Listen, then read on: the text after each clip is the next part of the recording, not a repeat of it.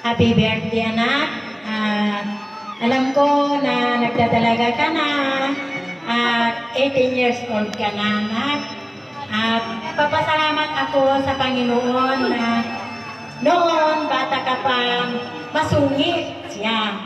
Pero pinapabayaan ko kahit pinapagalitan ko, masungit.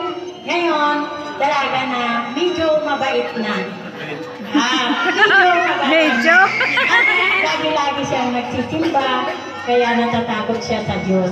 Nagpapasalamat ako ng maraming kay Lord, kasi itong mga apo ko, nagkakabait sila kay Lord. Hindi sila pinababayaan.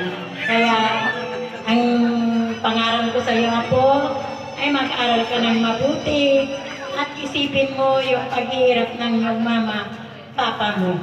At para makatapos ka din. Para may ano mo naman sa mama mo na kayang-kaya mo.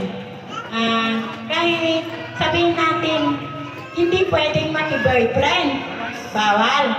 Pero pwede, basta wag lang muna. Ito'y miminsanin yan pag nakatapos ka na. Ganon lang ang buhay natin na. At napakasimple. God bless you, anak, apo. I love you.